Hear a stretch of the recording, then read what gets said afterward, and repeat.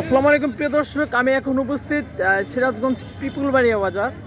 দেখতে পাচ্ছেন এখানে কিন্তু গোল চত্বর, যেটা এই পাশে আমার সামনে, যেটা এই পাশে কিন্তু দেখতে পাচ্ছেন এখান দিয়ে কিন্তু ব্যাপক মানুষ ঘোরাফেরা করছে। হ্যাঁ, আর অনেকে বাইক, অসংখ্য বাইক যাচ্ছে যেখান দিয়ে আপনারা দেখতে পাচ্ছেন। হ্যাঁ, মানে একদম কঠিনভাবে এরা চলাফেরা করছে, একদম বেপরোয়াভাবে যেটাকে বলে। এই পাশে একটা ভুটভুটি, যেটাকে আঞ্চলিক ভাষায় ভুটভুটি বলে। আপনারা দেখতে পাচ্ছেন ভুটভুটিতে কিন্তু অনেক মানুষ।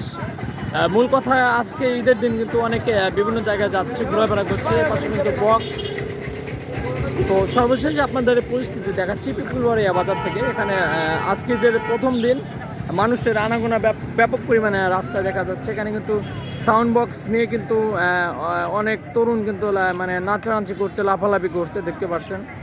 তো প্রায় যেখানে যায় না কেন সেখানে দেখছি শুধু তরুণরাই সাউন্ড বক্সে মানে গান বাজিয়ে লাফালাফি করছে। এই পাশে কিন্তু দেখতে পাচ্ছেন বাস। হ্যাঁ, বাসের ছাদে কিন্তু আপনাদের সরাসরি যেটা চেষ্টা করছে, সর্বোপরি যেটা বাসের ছাদেও কিন্তু বেপরোয়াভাবে মানে যাত্রী পারাপার হচ্ছে।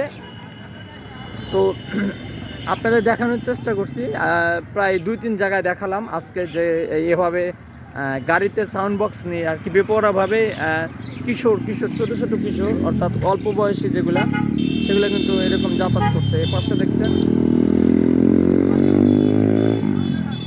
মানে বেপরোয়াভাবে গাড়ি চালাচ্ছে আর কি।